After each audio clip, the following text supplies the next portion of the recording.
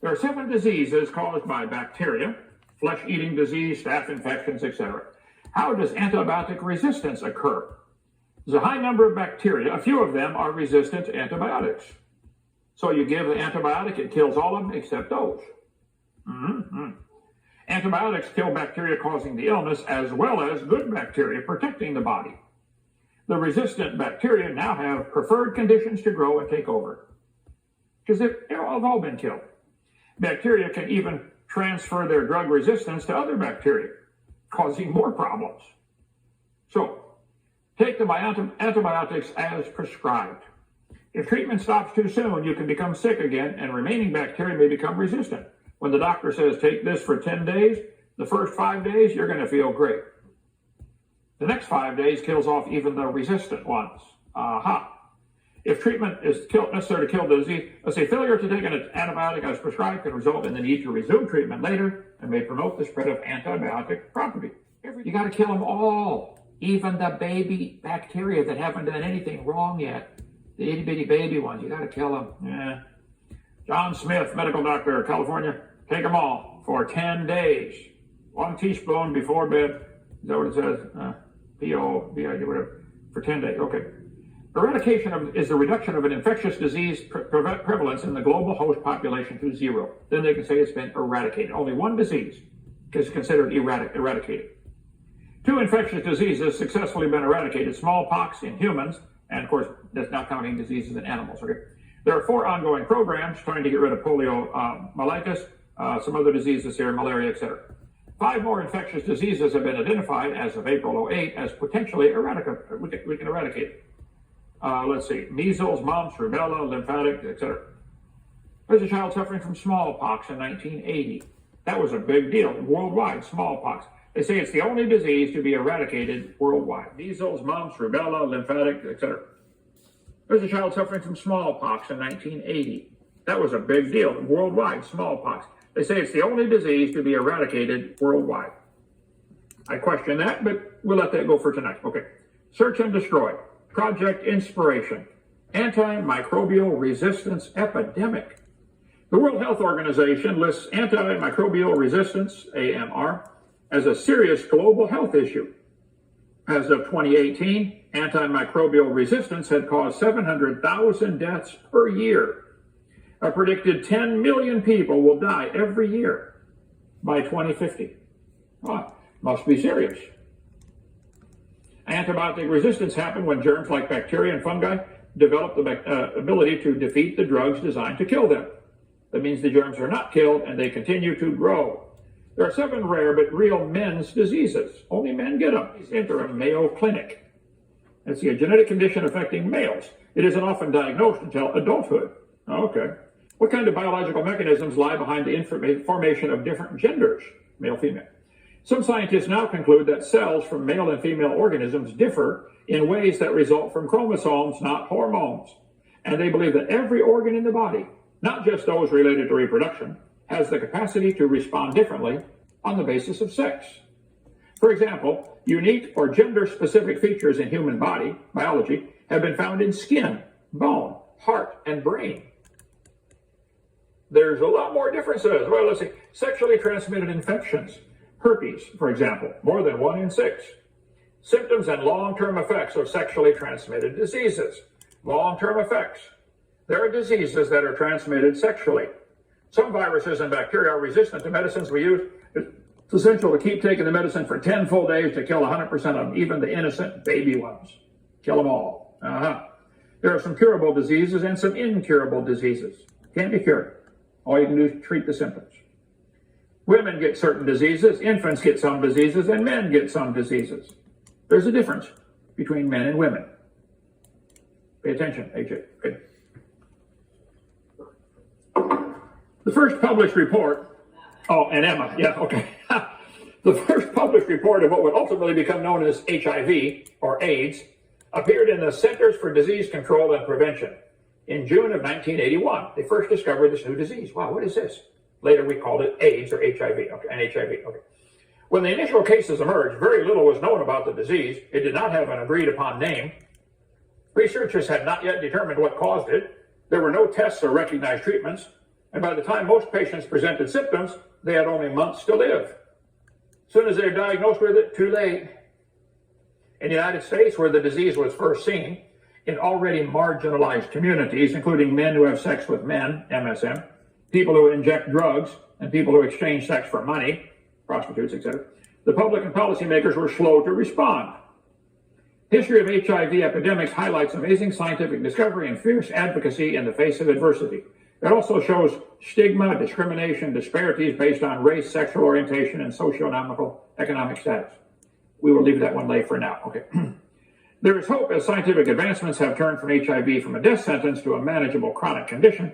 There is still neither a cure nor is that CDC labeled the condition acquired immunodeficiency syndrome, AIDS. By 1984, they identified the cause as a virus.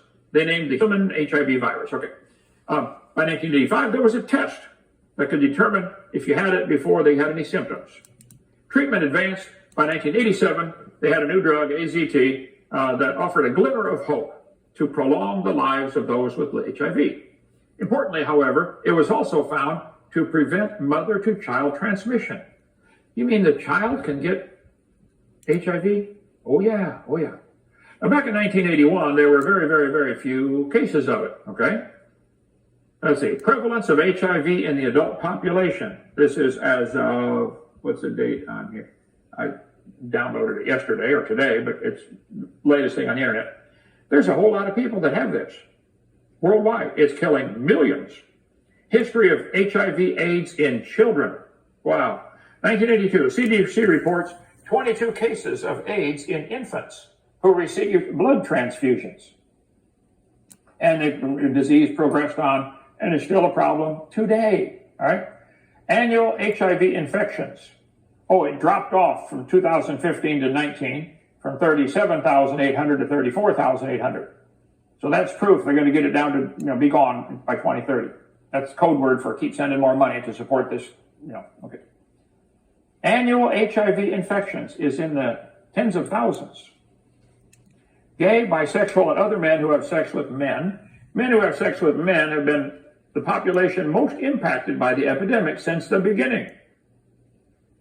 MSM makes an estimated 2% of the U.S. population, but had 66% of the new annual infections of HIV.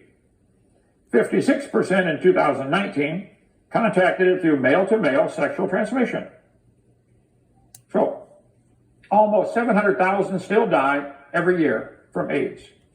1 million people have been infected with the virus and 36 million have died. I'd say that's bad. Now, back in this, whoever made this chart for the internet blew it. They didn't get the date separated from the lines, but this is 1980s. 1980s, there was hardly anybody had it. It looks like it would have been saved a lot of suffering if it had been stopped in the 1980s.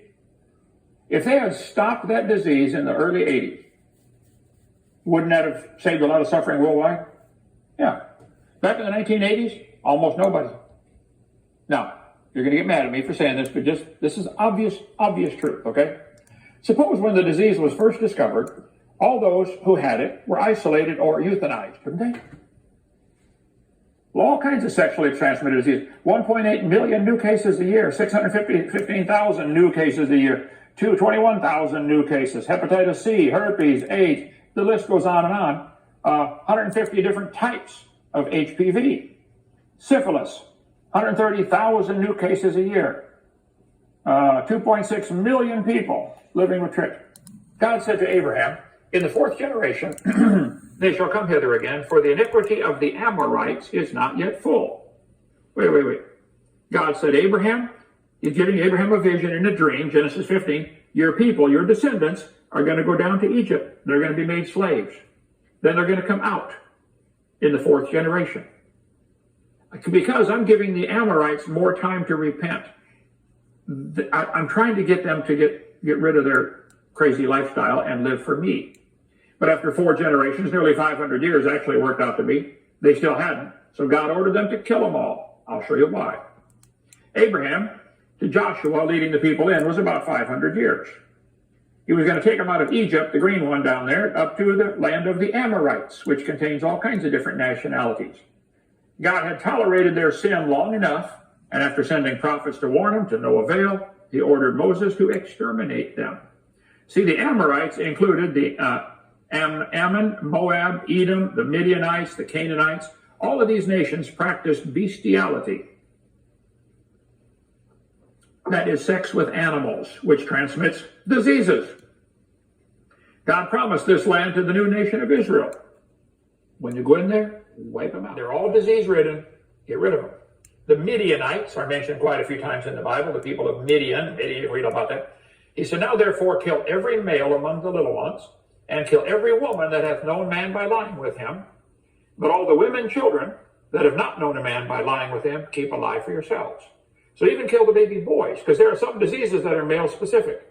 God must have known there's something in the bloodstream that's infectious. You have to wipe out this disease totally.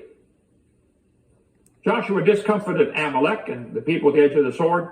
God said, I will utterly put out the remembrance of Amalek from under heaven. Kill them all. Mine angel shall go before thee to bring into the Amorites, Hittites, the Perizzites, the Canaanites, Hivites, Jebusites, and I will cut them off. Thou shalt not bow down to their gods, nor serve them, nor do after their works, but utterly overthrow them. And when King Arad, the Canaanite, dwelt in the south, he heard that Israel came by the way of the spies. He fought against Israel and took some of them prisoners. Thou wilt indeed deliver this people into my hand. I will utterly destroy their cities. The Lord hearkened to the voice of Israel and delivered up the Canaanites, and they utterly destroyed them and their cities. He said, tear down the cities and burn them. Wouldn't that get rid of the infectious disease if there was something in the material, in the carpeting, in the clothing? Burn everything. Don't touch anything they've got. Isn't that common medical practice today? When somebody gets certain diseases, just don't touch them. Don't burn, get rid of their clothing. The Lord our God delivered him before us, and we smote him and his sons and his people in the book of Deuteronomy. We utterly destroyed the men and the women and the little ones of every city. We left none to remain. Pay attention if you're able, okay? When the Lord thy God shall bring thee into the land whither thou goest, the Hittites, the Girgashites, Amorites, Canaanites, Perizzites, Hivites, and Jebusites, 7 nations greater and mightier than thou. When the Lord shall deliver them before thee, thou shalt smite them and utterly destroy them. Make no covenant with them, nor show mercy unto them. Neither shalt thou make marriages with them. Thy daughter thou shalt not give to his son, nor his daughter shalt thou take unto thy son.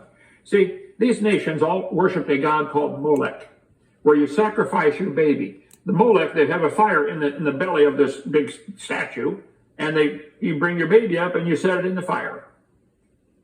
Burn the baby alive. Meet Molech. Molech, also spelled Molech, a Canaanite deity associated biblical sources with practice of child sacrifice. The name derives from combining you can read all that for yourself, okay? And the popular name of Baal. Really did sacrifice their children. University of Oxford found some caves and said they really did. Killed the babies right there. Baal and Ashtaroth and Molech, Old Testament rivals. Ancient Jewish history, the cult of Molech. God told the people that were left, and the people that were left of the Amorites, Hittites, Perizzites, Hivites, that were not of the children of Israel, they put them to work and they couldn't subdue them.